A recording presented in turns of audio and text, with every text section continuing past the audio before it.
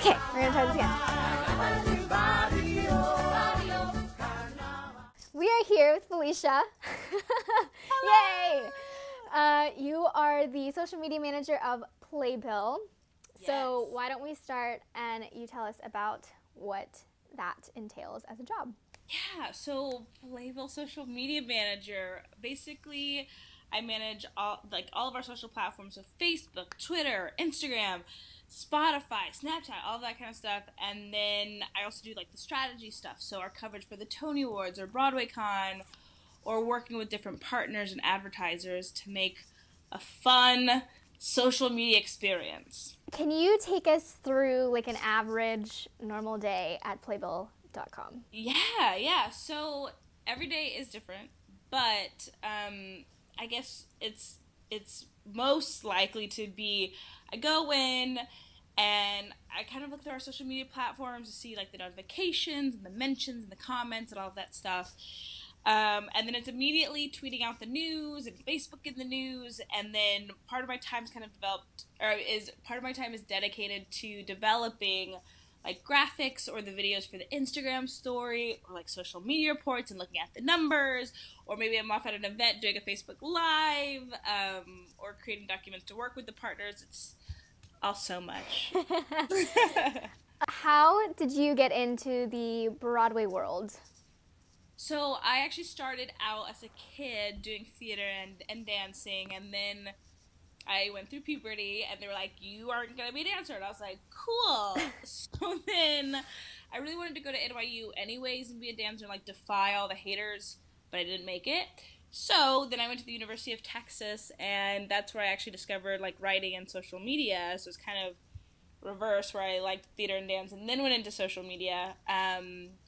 But I did a couple of internships. I did one with DoSomething.org, which is a not-for-profit that does social cause campaigns.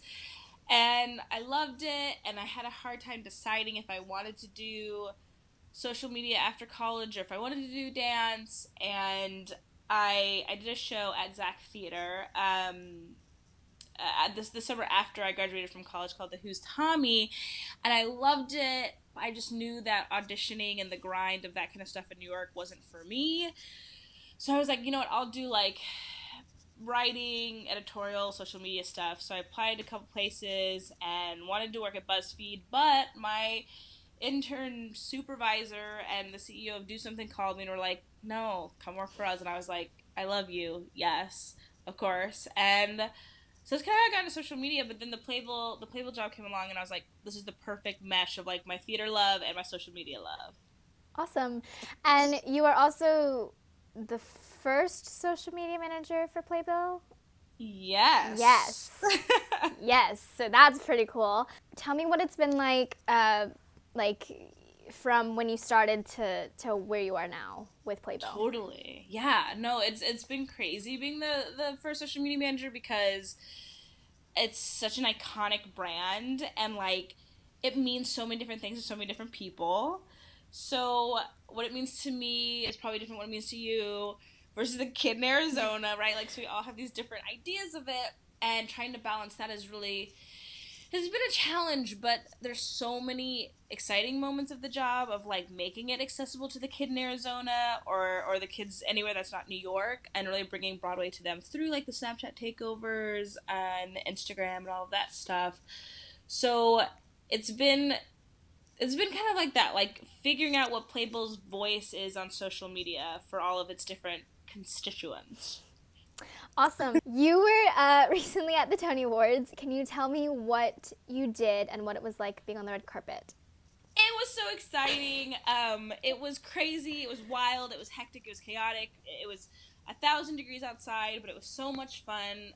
So I started out my night with Ruthie, the senior features editor of Playbill, on the red carpet doing the Facebook live stream, and then she took that over and was interviewing people, and then I ran off and I was like asking Stephanie J. Block to take a selfie with my cell phone, and I was doing boomerangs of like Today Mented and taking videos with Darren Criss, and it was just like out of control, so fun. It was so much fun. I think it was so much fun because like theater is such a community and Broadway is such a community, and I loved seeing everyone celebrate and looking fabulous. It was so much fun. And you were also in like the press room. Will you tell us a little bit about that? Yes. So during the actual broadcast, while everyone else is chilling in the Radio City Music Hall watching the ceremony, the press is in a completely separate building, and they have all of these different areas. So they have one area that's like the photographers on the step and repeat where the winners go, and then they have the video interviews, which is where like Playbill and Broadway.com and like Entertainment Weekly and all of those types of outlets are at, interviewing the winners there. And then they had like a press room where the winners would give kind of like a second acceptance speech, and they'd like say, oh, thank you to like my music teacher in third grade or whatever. And I think that was it. And I was like running around again being like, will you take a selfie for Playbill's Instagram? Will you do this video? But everyone, of course the winners are in a good mood. Like everyone was just so excited. It was a blast and a half. So you were on the red carpet. Who was the best dressed? Ooh, who was the best dressed? I really loved Rachel Bay Jones's dress. Me too. That color is my favorite color in the world. It's such a good color. And there was one photographer that was taking photos of her, and she was kind of like swirling her dress, and I was like, yes, thank you. So yes, good. I loved her dress, and I loved Stephanie J. Block's dress. Yes. Gorgeous. Yes. And I loved Jen Colella's outfit. She's a beauty. That was like something I'd never ever seen before. They're awesome. Yeah. They're amazing. Oh, I love it. Love it. Okay, so you go to Broadway Con. You've been both years. Yes. Can you tell us a little bit about what you do there and what it's like at Broadway Con for those who can't go? Yes, Broadway Con is like an out-of-control slumber party because you just have Broadway stars running around everywhere. You have Broadway fans running around everywhere. And they all get to hang out and just like fangirl over Broadway, which we all love. And the first year in particular really was like a slumber party because of the blizzard. Everyone was like, give me a pair of Playbill pajamas. I'm spending the night in this hotel. But it's really like a weekend 3-day convention, and there's panels, so there's bigger panels, like the Hamilton cast the first year and the second year did a panel, Something Rotten did a panel, Fun Home did a panel, and then they had these big like performances and variety hours, and the Rent cast did a reunion. It was incredible. But then they have smaller panels, so like Tyler Mount and Matt Roden and Aviva from Humans of Broadway and Amy Sapp and we all had like a little Broadway social media panel. And then they have these workshops where you can actually take an acting class from like Jen Colella, and you're like, literally, what? Like, how is this possible? But it's so perfect. Like, it's just so much fun for Broadway fans to get to celebrate what they love most. So they do have like cosplay kind of stuff there. Who did you see there that just was incredible this past year? Right. Every year the cosplayers bring it. Like, it's insane how much dedication goes into any of the outfits. Okay, well, somewhere in this interview I'm going to insert a bunch of like photos of that.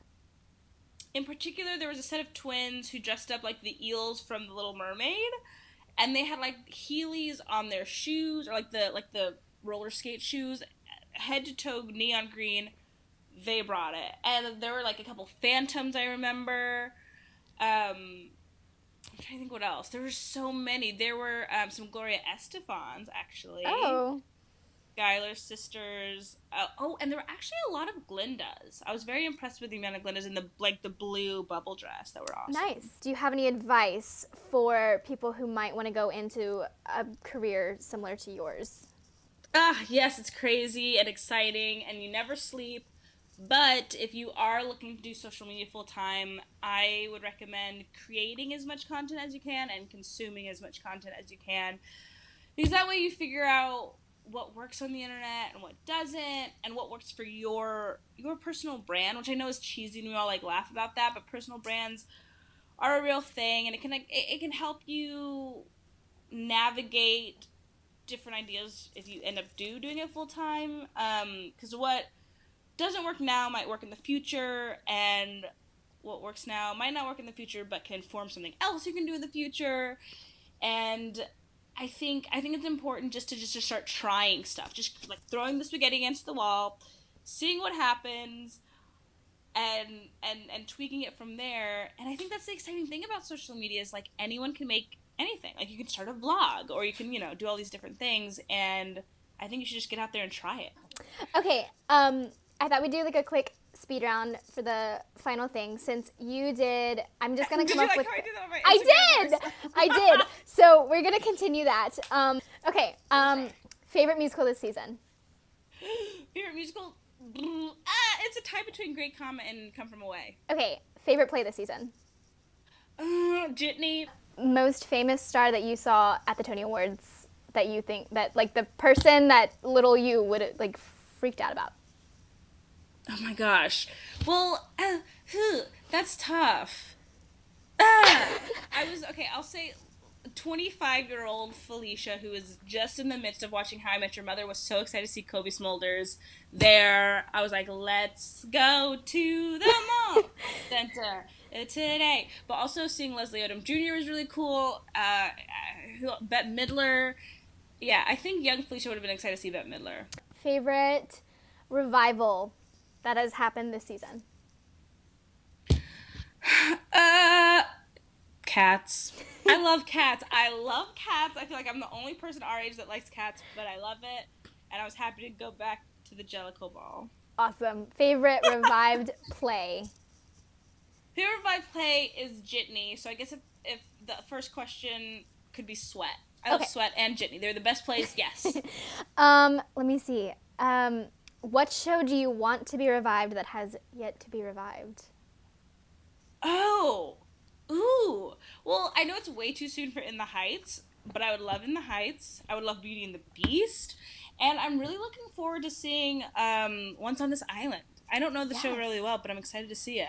Also, wait, I just thought I want Hairspray to be revived too. That would be good. Okay. Who is someone that you want to meet that you have yet to meet in the Broadway community? Someone... Oh, this is so hard. These are hard. I would love to meet Susan Egan. She played the original Belle in Beauty and the Beast, so I've listened to that cast recording so many times that I would just like fall at her feet and be like, thank you, I love you so much for everything you've done. What is your favorite long-time running musical? Wicked.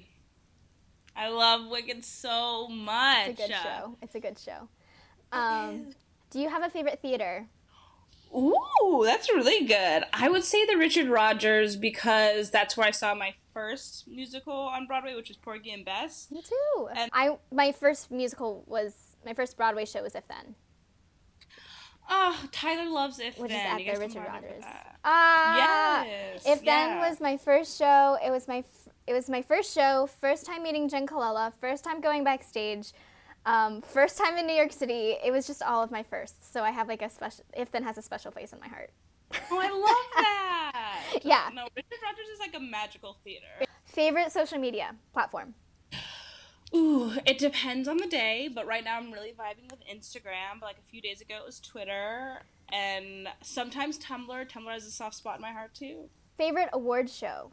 Like for the Broadway. So like Drama Desk, Tony Awards, all of them. Obies, all that stuff. Yeah, I've only been to the Tony Awards, so I'm gonna have to go to Tony Awards. I'd love to go to another one. So, Drama Desk, if you're listening, invite me next year.